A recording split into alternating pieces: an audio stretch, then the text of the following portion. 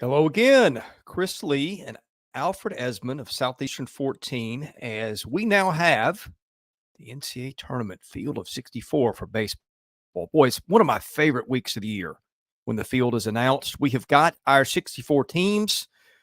We got controversy. We got an SEC tournament to rewind a little bit. Meant to do that maybe last night. Alfred was actually in Hoover for the games. I wasn't at Hoover for. I was there for the first 3 days. Alfred there, I think the last three.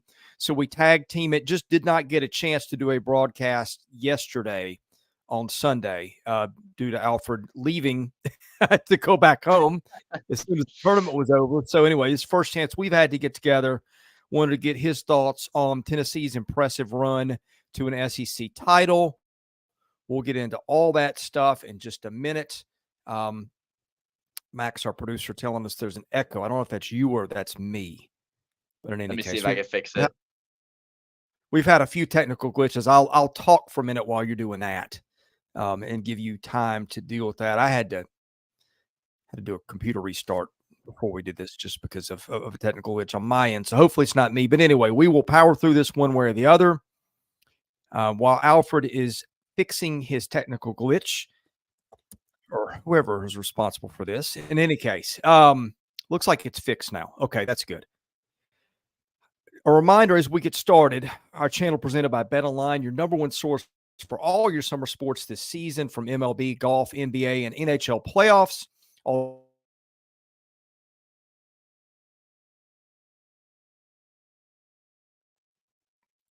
There we go. Get the latest odds and lines, including the latest team matchups, player props, and odds on just about every sport out there. Head to the website today. Use your mobile device to get in on all the action. BetOnline, where the game starts. All right, hopefully this will go through without much of a hitch. But in any case, we've got our 64 teams. We've got 11 teams in the field of 64 from the Southeastern Conference. We've got 5 hosts. All 5 are national seeds. Boy, the seeding controversy got stirred up last night. I think a lot of people had some issues with some things the committee did. I don't know that those opinions are necessarily wrong. A lot of people had issues on the teams that got in the field today. Don't know that those are wrong either. I got some thoughts on maybe some unbalanced regionals and all those things. But anyway, no surprise. Let's start at the top. Tennessee, the overall number 1 seed. Alfred, we will get into Tennessee's performance in the SEC tournament near the end of the show because we want to react to the bracket first. But Vols, pretty impressive trifecta, winning the SEC's regular season, tied with Kentucky, but got the number 1 seed in the tournament due to beating Kentucky in Lexington. Then took 1 loss in Hoover, that to Vanderbilt, but ended up winning the SEC tournament. And what you wouldn't expect to be a pitching day.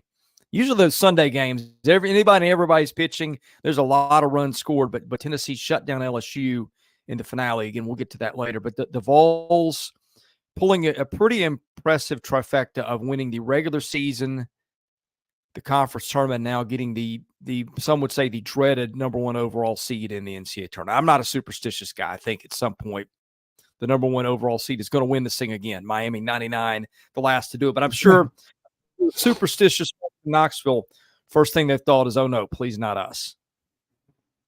Yeah, that's dang for sure. With Tennessee, it reminds them of 2022, that one year when they all when they went off and won the regular season and SEC tournament title. Same thing, number 1 national seed. They ended up losing that super regional to Notre Dame. Same thing this year, we shall see. But with what we have right now in front of us, Tennessee has shown that they are the number 1 team in the country, hands down. They kind of had it locked up, Chris. I'm sure you agree with me. Even beforehand, when Kentucky lost to South Carolina and got knocked out, the other teams that were around them fighting for the number 1 seed, there was really nothing they could do to do it because it was like A&M and then North Carolina, who also got knocked out of the ACC tournament. So Tennessee kind of had this locked up, and they just added icing on the cake with the tournament title yesterday against LSU, and they're heading into the tournament with a lot of momentum, and they are going to be a hard team to beat. They're pitching well. They're hitting well. They're doing everything well. So well earned from the Tennessee Volunteers.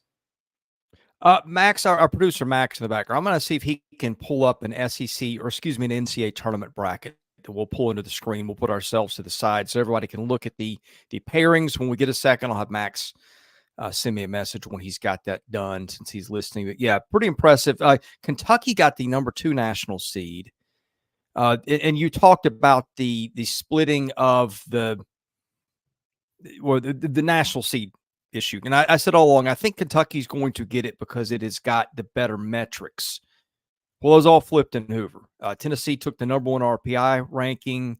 It picked up enough quad 1 wins that it was close there.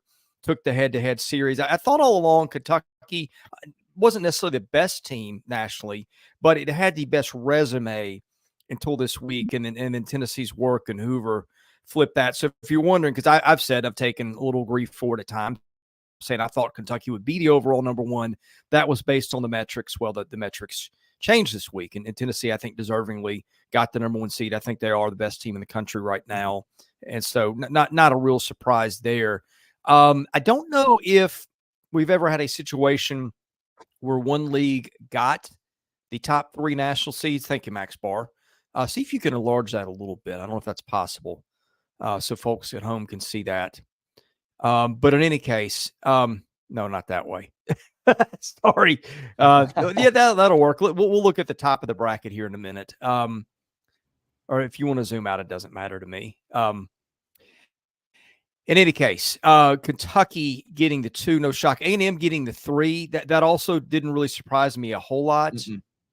In fact, I had pegged the top 5 national seeds in order. I had Tennessee, Kentucky, A&M, North Carolina, Arkansas in that order. That's what the committee did. Now, 6, 7, 8, I wasn't really sure. I thought Florida State would get one of them. It barely did. I thought Clemson probably would. I guess Georgia's a surprise at 7. I think Georgia's RPI put it at 6. I just wasn't sure if the committee was going to give the SEC 5 national seeds, but it did. Yeah, it did. And, very much so. I mean, this is the toughest conference. We had 11 total teams make it. That was hands down the most at any conference. That's total teams that got in. So very understandable that, all that they got all those national seeds. And the RPI as of right now is Tennessee, A&M 2nd, Kentucky 3rd, North Carolina, Arkansas. So 4 in the top 5. Georgia's actually sitting at 6 too as of today. Yeah. So yeah, very, it makes sense that they got those top seeds. And, we saw it in Hoover with how competitive they were. Every coach, in the press conferences, when I talked to them, at least mentioned once how tough this league was, and how this was the closest to Omaha you get without being at Omaha. And, they're very much correct. I mean, and you could see it with what the committee did today with the bracket. Yeah, let's go through these. I guess really the only question was whether Georgia would get a national seed, which it did. Mm-hmm. The only question would be whether Florida got in. Florida had been pretty safely in the field most of the week, according to D1 Baseball. And I think by the time the dust had settled on stolen bids and such yesterday, I think D1 had Florida the last or the next to last team in. So the Gators got in. It got sent to Oklahoma State, Stillwater. Well, that won't be an easy regional. Oklahoma State, a pretty tough one. Nebraska in there as the Big Ten champion. So anyway, let's look at the bracket. I'll start at the top right-hand corner. We will go through these in a little bit more detail later.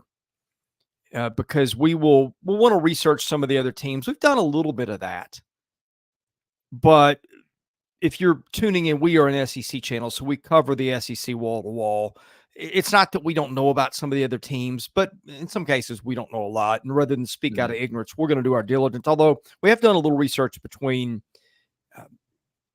the last day or two as we kind of had an idea who's going to be in the field. But let's start top left-hand corner.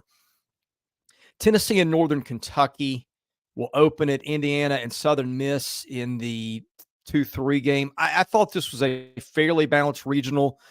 I keep kind of a computer composite of the teams that are I rank them 1 to 64 based on about an average of 3 computers that I use. Tennessee was the number 1 team in the field. Northern Kentucky, the number 61 team. Southern Miss had the number 23 team in the field. And Indiana, the number 42 team in the field. So you might say the Vols got a little tougher number 2 than some teams got. Of course, Tennessee and Southern Miss last year played in the Hattiesburg Super Regional, if I recall correctly, which Tennessee won and then went on to go to Omaha after beating Clemson, which, speaking of Clemson regionals, we got an SEC team there. We'll get to in a minute.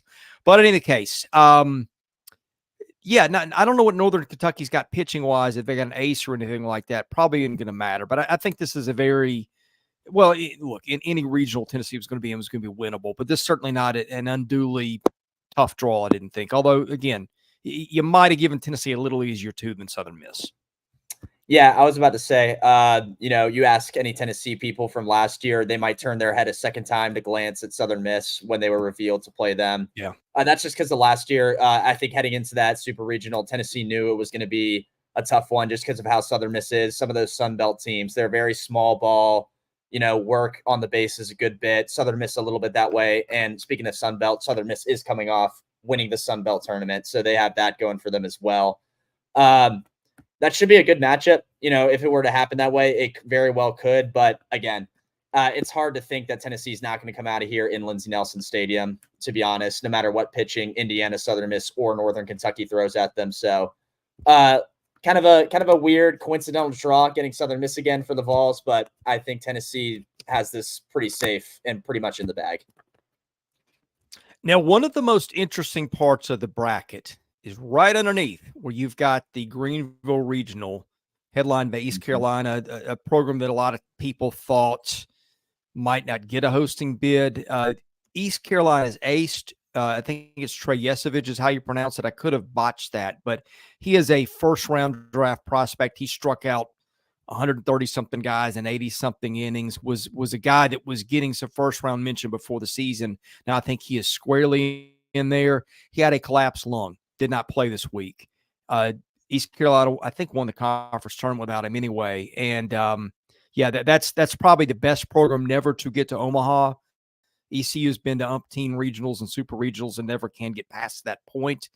But what's interesting here is if he can or can't throw, and I don't know the severity of recovering from a collapsed lung, but Wake Forest is at 2. I thought Wake had a great case to host. I know 15-15 in the ACC. This team struggled early. It figured some stuff out late. And, of course, every Tennessee fan is thinking, oh, no, not Chase Burns. I don't know what order Wake threw him in this year, but, I guess it won't matter because it would be a super regional pairing. I think Wake will win that regional. Evansville, East Carolina also got one of the tougher fours in Evansville. I probably thought should have been seated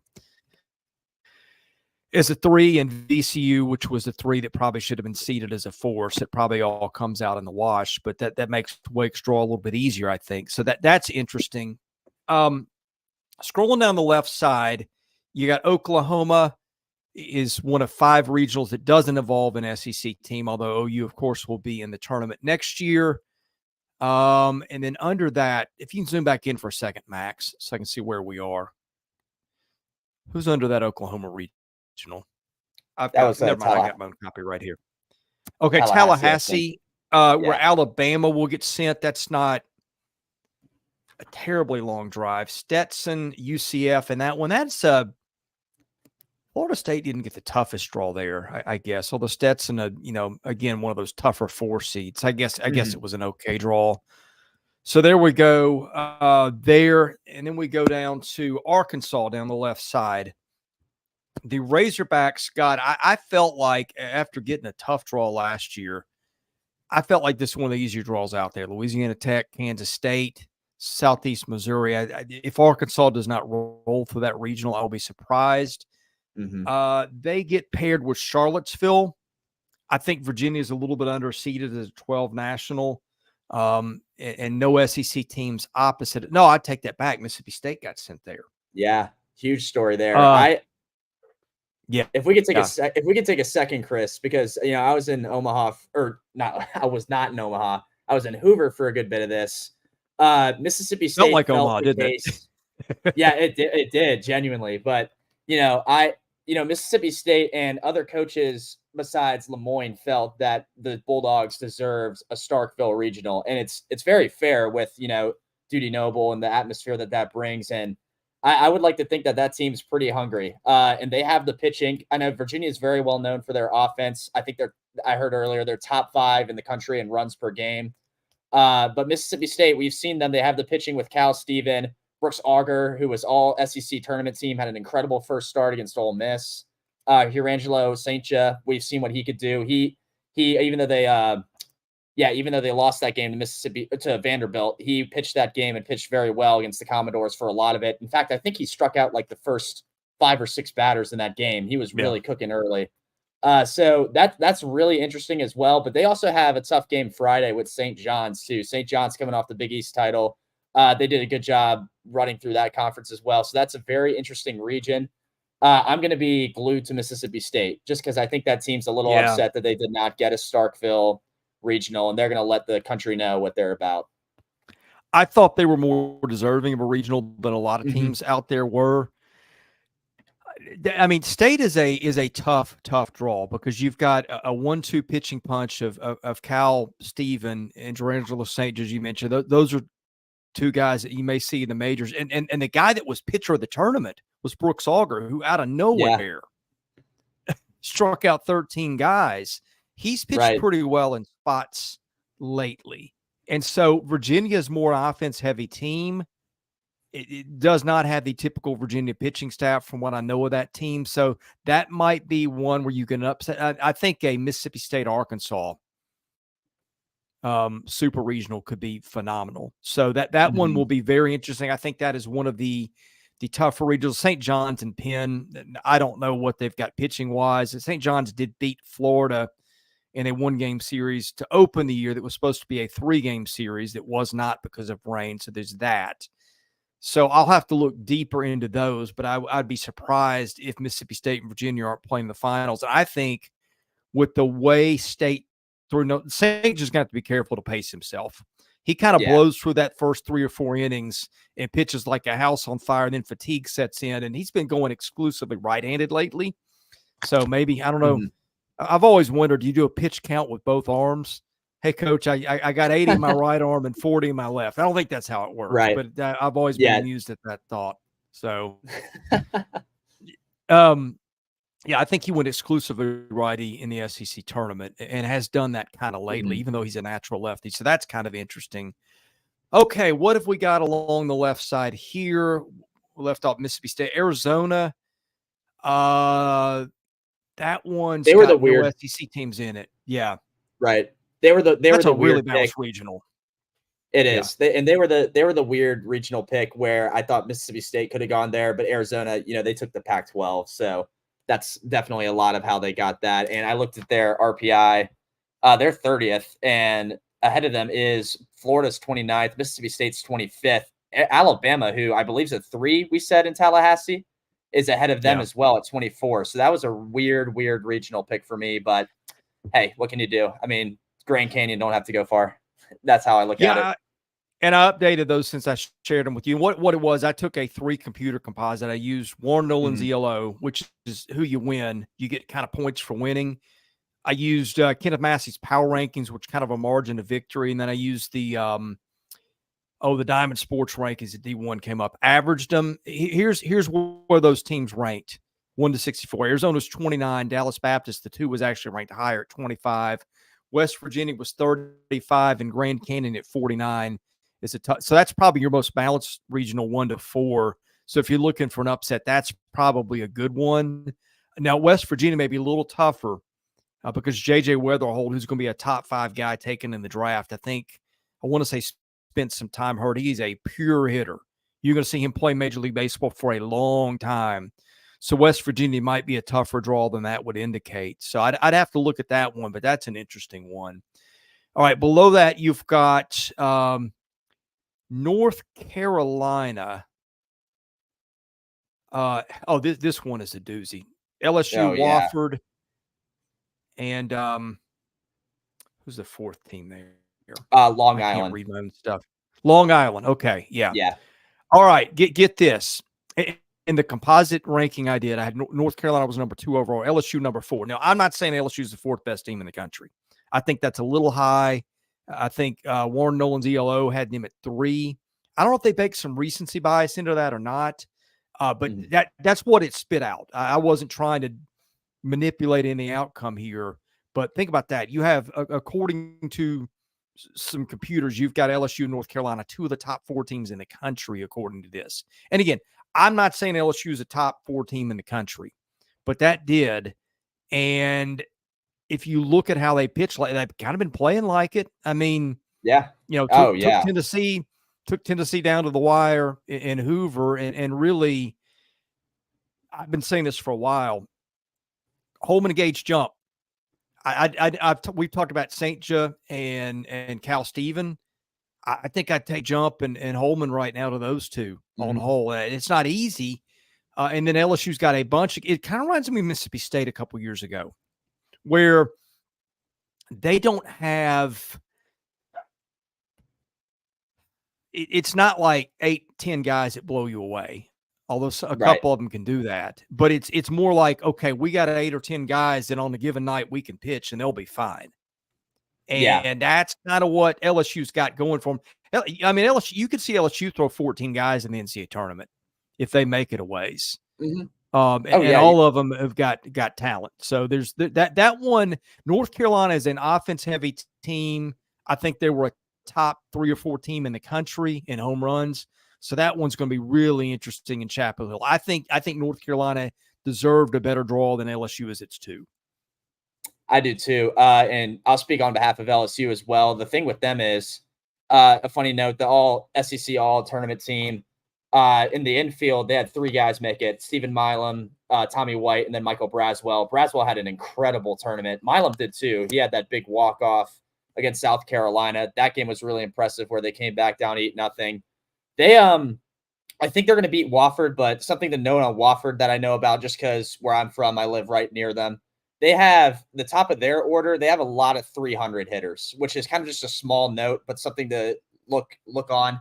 Again, they have to run into probably Luke Holman on Friday, so they'll have to deal with him, obviously. But they're a tough little mid-major to face as well. That's a cool regional we got in Chapel Hill, and that LSU North Carolina matchup is going to be something to watch. And like you said, Jay Johnson was throwing pitchers out in Hoover left and right. And a lot of that was attrition and, all that sort of stuff. But also he was just seeing what they could do with guys like Helmers. Griffin Herring played a lot in Hoover. I'm trying to think of other guys as well. Kate Anderson played a good bit. Didn't see any of Cam Johnson. Yeah. Didn't see any Cam Johnson, which was really weird. I thought he was going to be out there a little bit. He wasn't out there, though. I was really thinking during the championship he'd come out based on who they have and haven't played, but we didn't see him.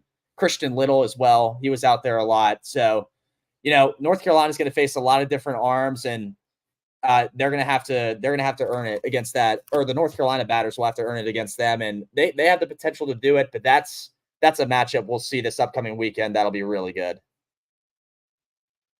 Yeah, LIU is the next to worst team in the tournament, according to the thing I put together. So the one place North Carolina does get a pass, unless they got an ace, is the 4 is not as tricky as some other people's, I guess. But we'll look that one up later on the pitching. We're going to be breaking all these down individually later in the week as we research some of the other teams. But all right, let's go back up, Max. Let's because I think that's the left side of the bracket. Let's go back up to the top if you can, please. Scroll that bracket back up. There we go. All the way. Okay, Kentucky, the Lexington Regional. Kentucky got the 2 seed. We got Western Michigan, which is the middle of the road, 4. And you got Illinois and Indiana State. Indiana State was the team that probably, based on RPI, had the best gripe in terms of not getting hosts. I don't think that team's as good as the RPI. I think they're a middle of the pack 2 seed. In actuality, they always field. They don't beat themselves, but it's a mid-major that plays smart. But I don't think they're a bomb you out of the stadium or come after you with a bunch of guys throwing 96. So I think if Kentucky, Illinois is okay, middle of the pack 3 seed. I don't think Kentucky got an unduly tough draw here. We'll dive into some of these later in the week, but that one looked to me like, in fact, I think, I don't know if I were Tennessee, I'd rather have Kentucky's draw, I think, than the one that Tennessee drew. I'm with you on that. I agree. The only thing I could think of with this Lexington regional that could be trouble for Kentucky is Indiana State's mad that they didn't host. Because I know Yeah. you saw this too. D1 had them hosting for like 2 weeks in a row. It Yeah. seemed like it was always Terry. I don't know how this is how you say it. Terry Hot Regional. I kept Terre seeing Haute. that like popping. Terry Haute. Thank you. Terry Haute Regional. That kept popping up all over the place, and that's the only place I could see trouble. Not to be disrespectful to Illinois, they were the Big Ten regular season champs, but I do feel that there's mid-major conferences out there that can give the Big Ten a good run for their money when it comes to skill and baseball. And I mean, Kentucky got a pretty good draw here with that. So I would rather take, just because of Southern Miss kind of rearing their ugly head into Knoxville and, showing face and providing that threat. I think Kentucky got the easier draw out of the two. I think I'm with you. Just like what we said with Arkansas, Kentucky should be able to roll through this in all honesty and get to a super. Yeah, where it would face if chalk won out Oregon State, although UC Irvine could certainly win that one too. Nichols, I would have reversed Nichols and Tulane as a 3 and 4 there. Tulane is probably a 4 that should have been a 3, which is not great for Oregon State because that's who they'll get first game. Tulane won its conference tournament. Oregon State, a team I think was top 5 or 10 in the country in home runs. And Kentucky Proud Park is a place where it feels like those go to die a lot of the time. So that'll be interesting if chalk prevails. Going down the right side, we've got NC State and South Carolina. I really thought South Carolina would get sent to Clemson, and maybe they'd send Vandy to NC State. Now that would have been the drama manufacturing pairing because Clemson, South Carolina, I mean, it speaks for itself. And then the Vandy, NC State, the rematch of the infamous COVID forfeit, which was pretty ridiculous in hindsight. But anyway, they could have done that. They didn't. They sent South Carolina to NC State and said, this is another one. I had NC State 16 in the composite I put together and South Carolina 17. So basically dead even, but NC State gets to play at home. James Madison, a 3 that was a questionable inclusion in the field. And then Bryant, a team that makes a lot of NCAA tournaments, but this I don't think is one of the better Bryant teams. So that one, if it's anything other than North Carolina State and South Carolina, and I think Carolina's got a chance there. NC State hits some home runs, but it's not what they saw in the SEC. I think NC State was in the 80s somewhere. So that one is one that I think Carolina, the Cassis injury is going to hurt them a little bit, but they had a little bit of bench depth. And they had some of the bottom of their order come on late in the season. If Carolina's got enough pitching, you could see the Gamecocks advance out of Raleigh. I did too. I should have asked Mark Kingston while I was in that presser about that, because what they did for the game Cassis wasn't in, which was that final LSU game they played. They started with Talmadge LaCroix, and he made some miscues playing defense at third. They switched him for Lee Ellis. Lee Ellis, God bless him. That was a tough spot to be in against LSU there, but I mean, but he did his job. So it's going to be either one of those two heading into Raleigh. We'll have to see. But with South Carolina, and actually I told you before the show, Chris, I was working on NC State, looking at them, what they had. They have 3 hitters that are in double figures for home runs this year. Alec Markowitz, sorry if I butchered that, Jacob Cozart, and Garrett Pennington. Big time power guys. The rest of the order is kind of just not as much power, but they get on base a good bit. I'm counting, what's that? 8 of the 9 in the lineup have OBPs of 380 or more. So they get on base pretty often. The pitching's going to have to be on point for Carolina. And they had pitchers that did really good this weekend. Roman Kimball was really good in that final LSU game for the Gamecocks.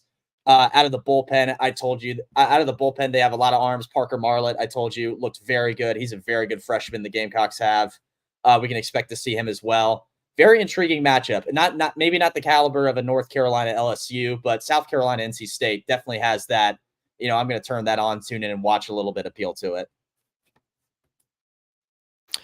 All right, moving down.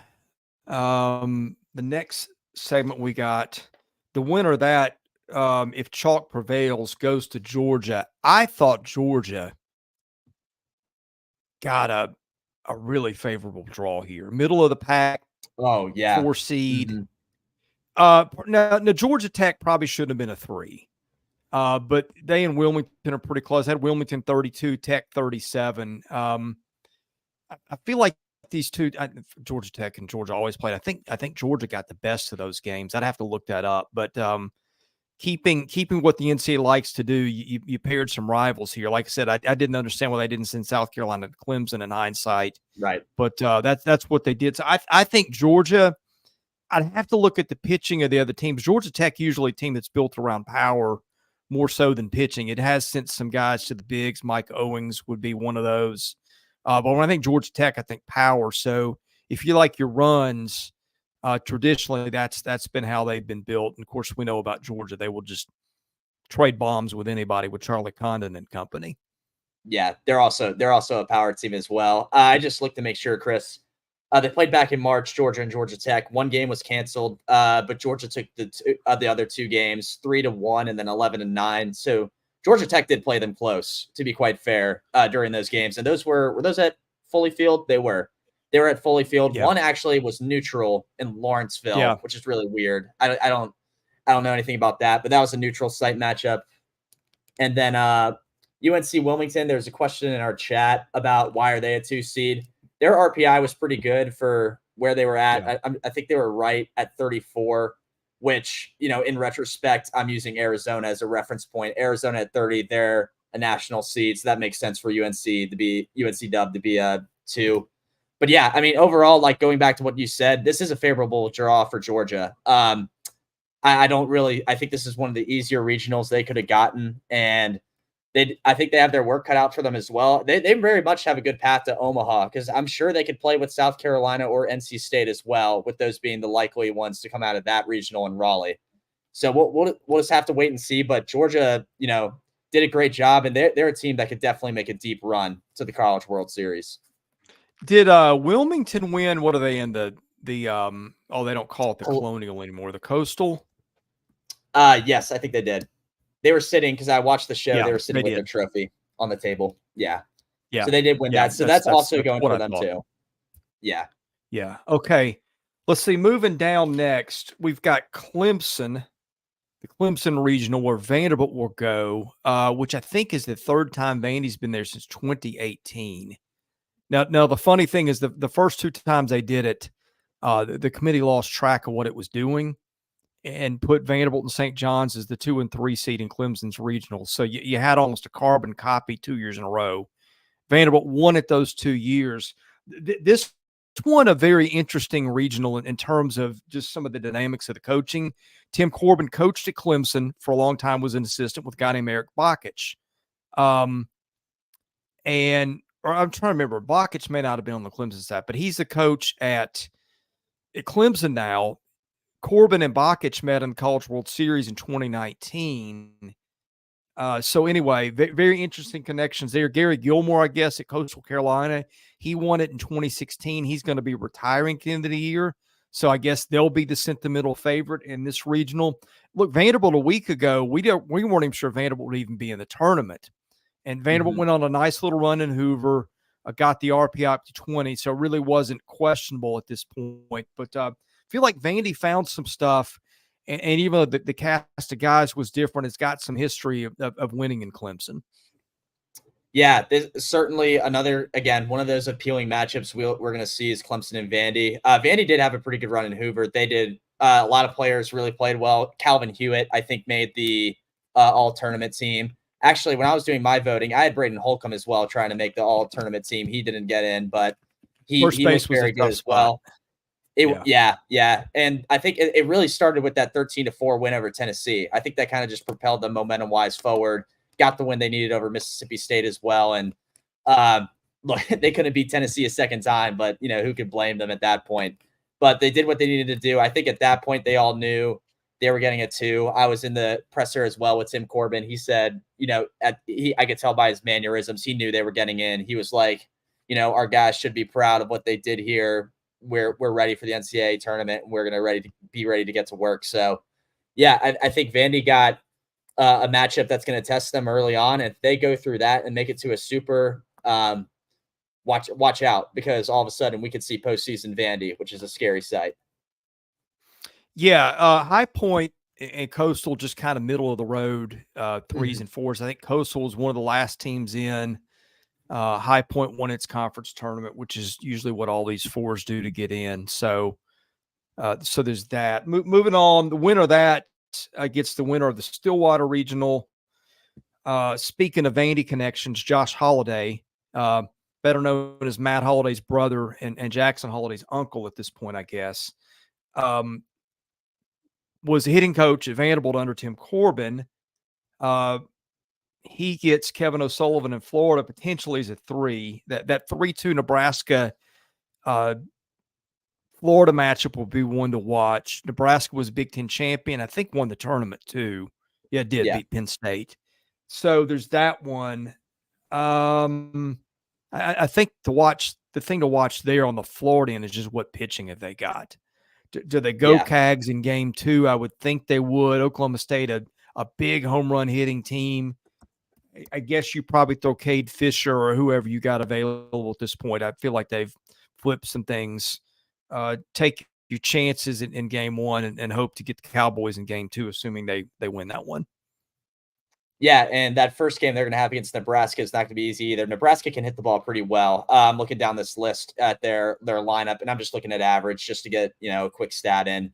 The averages I'm seeing 360, 343, 321, 309, 309, 297, 296, 281. Their 9-hole hitter here, Dylan Carey, is 256.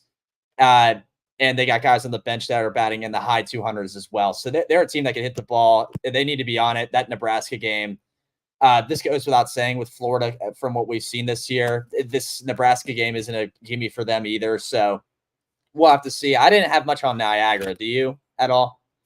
No, we'll look that one up later. Okay. And I bet Nebraska will probably travel a little bit to Stillwater. Oh, yeah.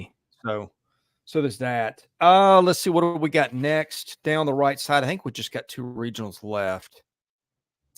We have okay. We got UC Santa Barbara, which draws a bunch of West Coast teams. So I was looking for maybe a Vandy or Florida to get sent out there. That did not happen. That's a pretty balanced regional, and not a lot of difference between UCSB, San Diego, Oregon is the 1, 2, 3. Fresno State, kind of a middle of the road 4. Which won the Mountain West tournament yesterday, scored a ton of runs. So that one, I think that one's anybody's regional, perhaps. And then the last one, Texas A&M, not leaving the Aggies to last on purpose. That's just how it went in the bracket. Do you think the committee maybe knew what it was doing when it sent Texas to Texas A&M? Do you think that was just an accident, or they may be aware that there's a little something there? I think they may have known a little bit that Texas A&M is a pretty big rivalry. So I think that played into it a little bit, but that's going to be really awesome. They also, this is just a side note too. A lot about this team. They got Louisiana in there as well. They're a small ball group. You tell me with how they played. That's a tough first one for Texas. I do think Texas can beat them though, in all honesty. Then a cool story, I guess, for those of you watching, Grambling, therefore, won the SWAC like today, and they found out they were going to College Station on the bus heading back to Louisiana. So that was pretty awesome story for that Grambling team. So on the bus back to Louisiana, and then 500 some odd miles right back to College Station in Texas for Grambling.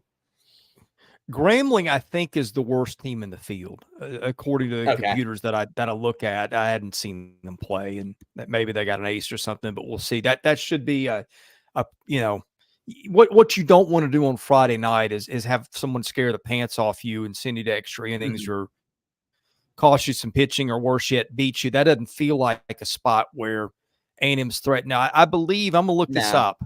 I believe Texas. And they didn't play Louisiana. They were in that Astros Foundation Classic that Louisiana and Vanderbilt were in, and LSU was also in it. They did not play Louisiana in that. So I thought you might have a prior matchup in play here, but you don't. But Louisiana is kind of a small ball team. Texas, there's been a little talk about David Pierce perhaps being on the hot seat. So look, you beat A&M. I don't think Texas is firing a baseball coach, but that might be a little storyline to watch. I don't know where that stands at the moment. Not reporting.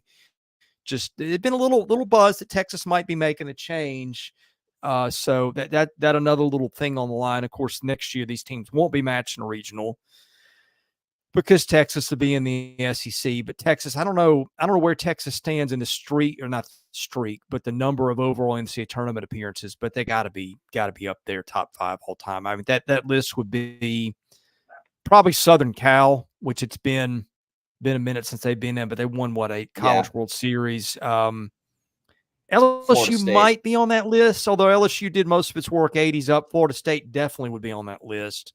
Miami's probably on that list. But look, when you name the top 5 college baseball programs of all time, Texas is easily in there. Yes. So if you like your history and tradition, that's one. So yeah, now that we've rattled off the whole bracket, we're going to talk about Tennessee's run in Hoover in just a minute. But first of all, any parting thoughts on the bracket that maybe we didn't get to here?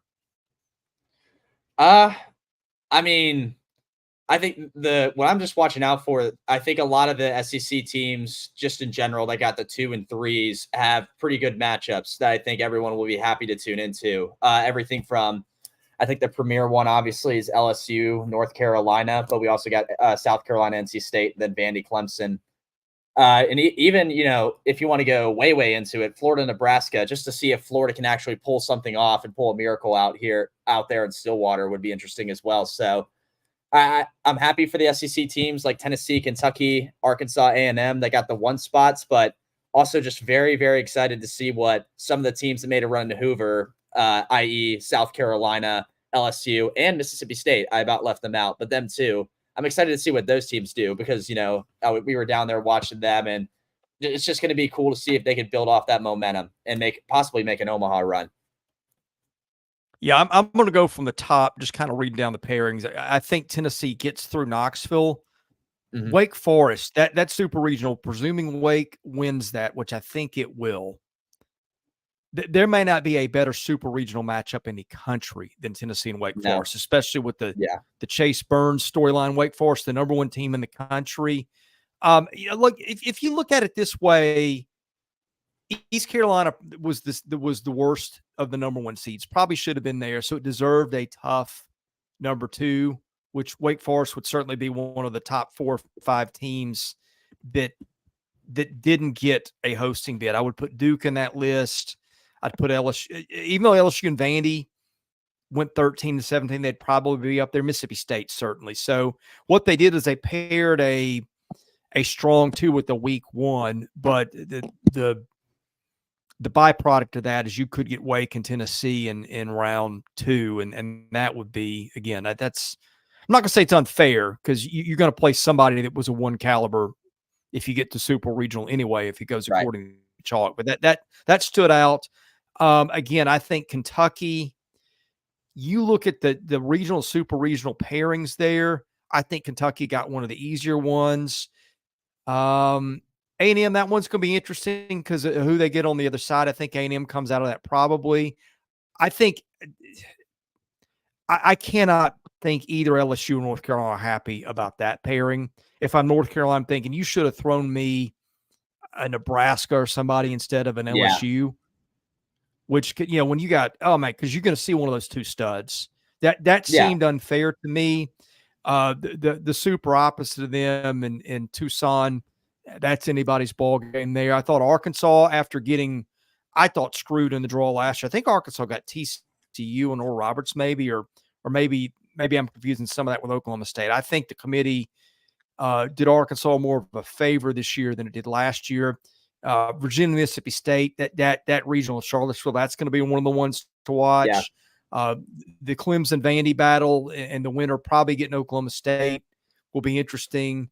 Again, Georgia got a pretty easy pairing. I tell you, Georgia, South Carolina in round 2 could get interesting. Yeah. And then finally, I think we didn't talk much about Alabama getting to go to Tallahassee. And Alabama took an early exit from Hoover. So there's that. I think there's a path there for Alabama if it can pitch a little bit. And then I think that the one in Norman, Oklahoma and Duke, that's a really good, pretty even 1-2 pair. I think Duke's probably Yes. the best team in that regional. And Oral Roberts, this isn't last year. This is not last year's Oral Roberts team, which I think went 26-1 in the Summit. This team isn't as good as that one. So people go, oh, ORU went to Omaha last year. I don't think this team is that team. So no, that's my Side thoughts note on the too. matter. Yeah. Side note too, non-SEC side note, but what I'm thinking is Duke Florida State Super Regional rematch of the ACC title game, which would be cool. But that's my final thought. Yeah. So that's my final thought on everything. That's probably who I'd pick to come out of there today. So yeah. All right, Tennessee. I'll tell you what stood out to me. We're not going to just recap the whole tournament and everything, but here's what I got from Tennessee, okay? The lineup did not hit like it's hit all year. Hoover's a tougher park. The ball did get out there, but it wasn't one of these games where Tennessee was hitting 6 bombs in a game. My question, relatively speaking, with Tennessee, the offense does get a little streaky for my taste at times. They'll score 21 night and you might get 4 or 5, a couple nights later. And look, when you score that many runs, that's probably just bound to happen. But here's kind of what I took away. You wanted to see how some of Tennessee's secondary arms perform. Like we know what Drew Beam can do. We know what Nate Snead can do. Number one, A.J. Russell started yesterday. He pitched 2 outings in Hoover, gave up a run both times. May not have been vintage A.J. Russell, but you got him back out there if you're Tony Vitello. Number 2, it was some of those other arms, okay? Dylan Loy yesterday, kind of the hero of the game. He got the win, 4 2/3 innings, shuts out LSU. Andrew Binky didn't pitch great yesterday, walked a couple guys, but I think threw some good innings down there. Aaron Combs got the save. You kind of know what he's going to do. Kirby Connell, you know what he's going to do. He went out and did that. But I think if you're Tony Vitello, your takeaway to me is you got Russell back. You got a really good outing of Dylan Loy, who I think mostly was used in the midweeks. So I don't know that you saw him a lot against SEC teams. I'm not saying he didn't pitch, but it felt like he was a guy that they usually used on the weekend. And Marcus Phillips, a guy that didn't throw a lot in weekend action. He's out there pumping 98, 99. Now, look, I think after a few batters through the order, they figure out what's coming. And when he's got to use his secondary stuff, it's a little bulkier.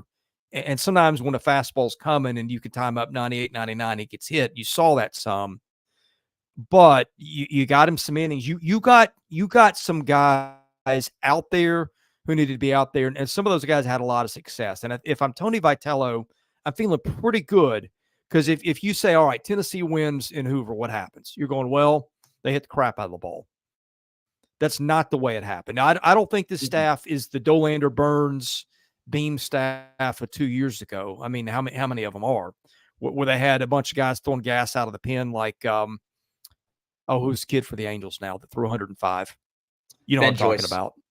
Ben Joyce. I don't think it's that pitching staff, but I don't know that you need that. Tennessee's got a good enough offense to win with respectable pitching. And I think the takeaway is they got really respectable pitching down on Hoover in a week where balls were just leaving the yard left and right. Yeah, and I talked to, again, I'm referencing these press conferences I was going to. Vitello's post-game press conference after the championship game, one thing he said was, look, heading into the season, I'm kind of quoting him, not verbatim, but sort of what he said. He was like, look, heading into the season this year, the number 1 guy was going to be Drew. We knew that. But outside of that, it was kind of like a toss the ball up and see who can catch it. And a lot of people, and he said a lot of people metaphorically have caught that ball this year. He referenced Dylan Loy yesterday. He referenced Marcus Phillips against Vandy, getting A.J. Russell back out there. Russell's on a side note with Russell, people were saying he went back into the dugout, holding his arm, looking at his arm again. So, yeah, my guess, I'm going to look into what's happening with that during the week. That would be tough for them going forward. But with that being said, I don't, even getting him back out there was nice, but I think it was nice for Tennessee to get some arms out there where I didn't really expect them to do what they did at the way they did it. Loy and Phillips, to me, were the 2 major examples of that. Especially Loy. I did not think Dylan Loy would go 4 2/3 in the championship game like he did. When he came in, I was like, all right, he'll go an inning or two, and then they'll throw someone like, Kirby or even Aaron Combs, who ended up closing the game out there. But they got what they needed to do, and they got depth out of their batting as well, Chris. Going back, I'm just going to go back to the Vandy game real quick. That bottom of the order had Ariel Antigua, who was subbed out eventually for Dean Curley. But Peebles and Dalton Bargo were in that game. They went a combined 3 for 5 with 2 RBIs. And so that was really impressive for them to do, especially when they've been sitting on the bench all year and been playing only in the midweeks. I just think the depth, Tennessee found depth out of everyone this season or in this tournament, and that's only going to help them going forward in the NCAA tournament.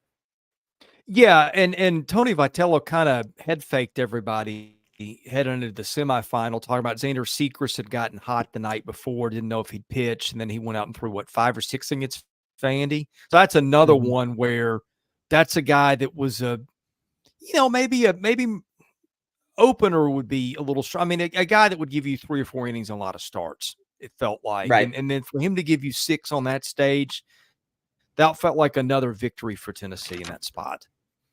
Yeah, it did. And I was surprised. I did not think, there were a lot of times and a lot of points where I was like, Tennessee won the regular season title. And once Kentucky lost, they didn't really have a lot to play for because they had that one national one locked up, essentially. But they still, they went Sechrist. They went AJ Russell, who I understand, like I said, was not healthy and still wasn't apparently, but is normally a starter for them when he is healthy. And they went with him too. So Tony V was throwing out his weekend guys, and he was going about this like he still wants this team to play as if there was a national title on the line in Alabama. Yeah. Yeah, I thought it was a pretty impressive performance. The one weird thing with them, and some of this is because they can create matchups from the bench. Like Reese Chapman's one of your best bench guys in the league in terms of just hitting acumen. And I think he plays right field when he plays. Although that's Tears' spot normally. So, maybe it's left. I feel like left field. Well, no, Dreiling plays left. It feels like they've got a spot or two. Maybe it's DH if they rotate a little bit. But he was DHing this week. He was DHing this week is what I was going to say. Yeah. Okay. Well, they've got 3 or 4 parts on the bench that really work and would start for a lot of teams. And so sometimes just versatility forces your hands. And by the way, we're going to get to some of the questions and comments before we close here in a minute. But I thought it was interesting. They shuffled their infield a little bit. I think they pulled more for a defensive replacement Antigua late in one of the games. Maybe it was the game they're getting blown up by Vandy. Antigua starts at short, I think in the Vanderbilt semifinal game, and they moved Curley to the bench. I think he'd struggled a little defensively, and Billy Amick just couldn't hit down there, period.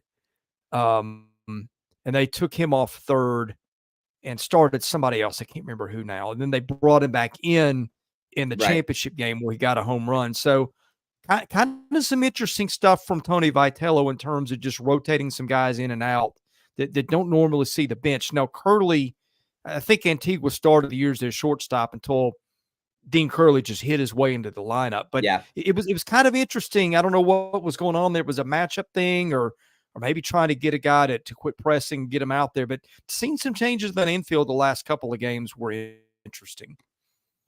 It was, yeah. And it was Dalton Bargo who came in for Billy Amick at third against Vandy. Yeah, and there you go. It was a lot of shifting on the infield. And thank God Billy Amick had that 3-run shot in the championship game because he was 0 for, 14, 15, something like that, heading into that at bat. And he got it. And that ultimately, if you look back at that game, that was pretty much the deciding play, the deciding pitch in that game was that. And,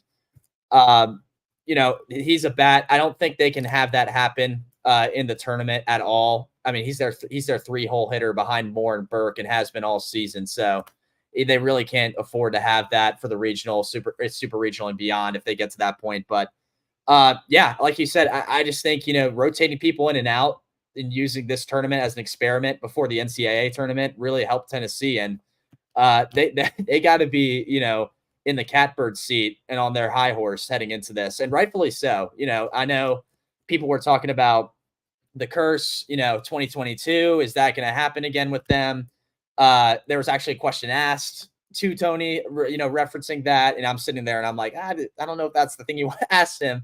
And then, Tony eventually, Tony Vitello, he looks at the guy and goes, "Oh, are you on the committee? Blah, blah, blah." And I'm like, typical Tony Vitello, you know what I mean? But it's clear. It was clear to me that I'm going to use him as what the team thinks as well. It was clear to me he doesn't really care about that stuff, all that side stuff. He's worried about what he's doing with the team now in 2024. And I feel like, and he feels like they're poised to win a national title if they put all their chips on the board and play like they're able to play. Yeah, no doubt they're good enough. They're the best team in the country. Mm-hmm. Best team usually doesn't win it, just like Major League Baseball. Right. But, occasionally it does happen. No number one seeds won it since Miami in '99, which is the first year of this format. Now, you might be able to go back and say the NCAA misseeded some teams. Like I thought in 19 when Vanderbilt won at UCLA was number one. I thought Vanderbilt deserved the one that didn't get it. And won the whole thing. But, maybe you go back and say, hey, the NCAA just put the wrong team in the number one spot. And maybe that's the case. But I think this year that they got the number one team in the right spot. We'll see if the Vols can break the so-called curse. One other thing I meant to – Cannon Peebles DH yesterday, struck out 3 times. They never really got him going this year. He was a big-time power guy at NC State last year. It just never really translated. Cal Stark did hit pretty well out of the catching spot, but that was another mix and match situation that you saw out of Vitello in Hoover this week. All right, let's go through some comments. Ags back on track at home and roll everyone on the way to Omaha. Let's see. Yeah, I like him. I liked him getting there. I mean, that was the team that I said a few weeks ago was probably my favorite to win the whole thing, and might still be. I haven't made up my mind yet, but I think nothing about A&M's regional and super suggests that's a team that's going to get knocked off between here and Omaha. No, I don't think so either. Really, the concern for me is Texas or Louisiana, and that's very little. I mean, if they get past that, I think they could beat any of those West Coast teams in Santa Barbara. So I'm with you, Chris. I think they have arguably the easiest road to get to Nebraska for a championship. All right, JD, RPI is worthless. Just use it when it suits the committee. I can't argue. I can't argue. I mean, I was just talking about it with Mississippi State earlier. Like they're ahead of some number one nationals. They're ahead of it was Arizona because I was just using them left and right as a reference guide. They were ahead of Arizona, who was a number one, and I don't get it. But I guess I'm not on the committee. Chris isn't on the committee, so what do we know? All right, Seth says, even as an Aggie fan, I'm confused how we're 3. I don't know what there is to be confused about. I don't know if he's saying he thought they should have been lower. I didn't think so. 3 is exactly where I would have had them. I think they're a better team than Kentucky, probably, but probably didn't have a better resume. So I had no issue with that. I thought that was seeded correctly. How's Georgia number 7 national seed when it couldn't finish in the top 5 of the conference? Well, JD, I think we've seen this league. It's special. It's the best I've ever seen. Right. That's the way it happens some year. All right, Dorena, I think I know who Dorena's calling out here. Just because you have a nice stadium doesn't mean you get to host. I'm really tired of people saying that the bigger thing here is why is Wilmington a 2 seed. Now, I don't know where that fits in, but I feel like I know who she's calling out here. Yeah. Two sides of the equation, or 2 opposite ends of the spectrum here. UNC Wilmington, and then I guess I'll break the news. Mississippi State, the other team here. That's the one that, Yes. I like Dorena, I'll say this. I just think one, is it a factor? No, you're right. I mean, in all honesty, it should not be a factor. I agree with you from that stance. But if we're going just beyond the fact that, Duty Noble's nice, the team did well enough and made a deep enough run in Hoover like South Carolina did. I think the 2 are like pretty much mirror images of each other. I guess South Carolina got 1 round further to the semifinal because Mississippi State got knocked out by Tennessee, who, by the way, is the number 1 national seed. But I think Mississippi State did well enough to get to where they needed to go. They were playing well enough down to the end of the year. And ultimately, their RPI was higher than a number one or a national seed in the tournament. So, yeah, I think they had a lot of factors that made them, it made them able to host, and get a host in Starkville, even if it was, one of the lower national seeds. As for UNC Wilmington, why they were a 2 seed, their RPI was pretty good. Like I said, I can't remember what it was. I think 34. It was right behind Arizona, who was the number 1. So it makes sense that they're a 2. It's just weird. They also won their conference. I'll throw that out there as why they're a 2. Here's what I think ended up hurting Mississippi State. State did not play in the league. Tennessee, Kentucky, and South Carolina. So that's a lot of RPI points. Like you trade Tennessee for Missouri. Yeah. You win 1 of 3 there, and you might move up, as opposed to sweeping Missouri, which I think they did. Yeah. Yeah, they did, I think. Or no, they took 2 out of 3. Yeah, that's the other thing that hurt them, losing game to Missouri at home. I'd forgotten that. That was the last weekend of conference play. So there was that, and I think the non-conference schedule, the only midweek. Yeah, so they played the 2 worst teams in the league, which Auburn's still top 50 RPI, but I think not playing Kentucky and Tennessee hurt them relative to the rest of the league in terms of strength of schedule. Out of conference, the only midweek game they played against the NCAA tournament was Southern Miss, which they won. And series non-conference, the only really tough one there was Evansville, which they swept. Evansville got in as a 4, but I could have justified them being a 3 somewhere. They won the Missouri Valley tournament. So I think that's really what did Mississippi State in. Sometimes you can play games and lose more than you win, but the RPI loves that strength of schedule. I think that's the thing that I'm not saying it's right. I would have probably had State host, but I think that's probably what did them in. Let's see. Clay says Bakich was with Kevin O'Sullivan, Tim Corbin, for what it's worth. I couldn't remember. I thought he had coached at Clemson, but Eric Bakich was really young when he came to Vanderbilt as his hitting coach. So I wasn't sure if he had been coaching much at that point, but Clay reminded me, that's been a long time ago.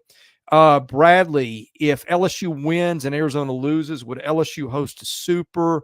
Let's see who's in that conversation. It would be Mac, I think.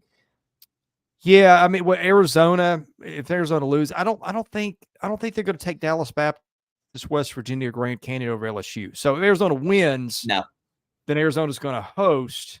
But I think anybody else coming out of that one, if LSU is able to prevail in Chapel Hill, which won't be easy, but they're capable, then I think you'd see LSU host. I can't imagine them.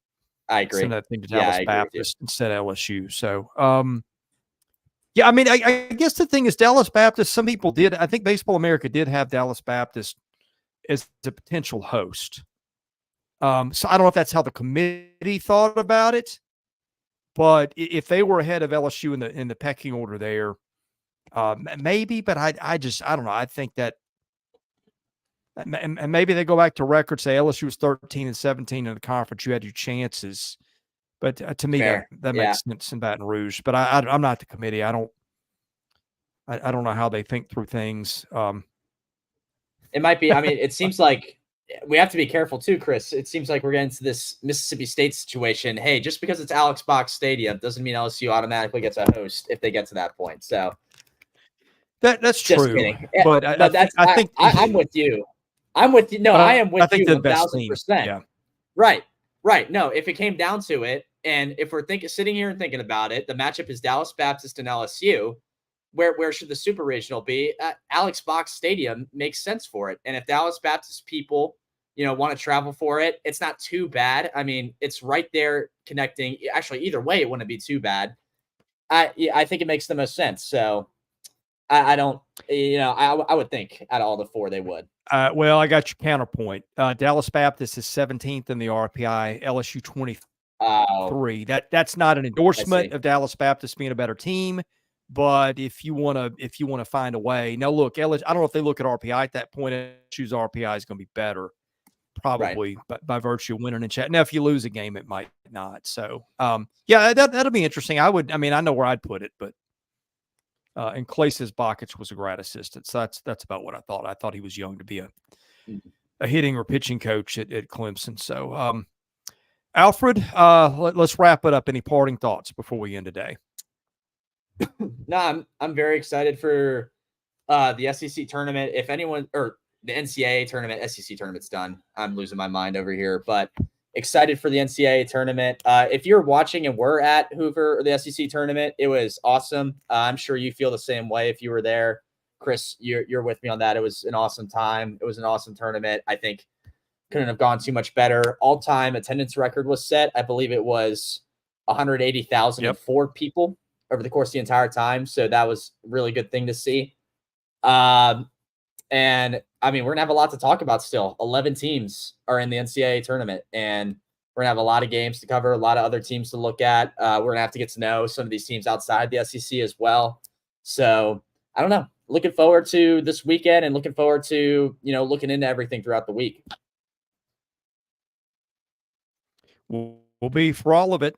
So be sure to hit the subscribe button, hit the like button. That helps us out. For Alfred Ezman, I'm Chris Lee.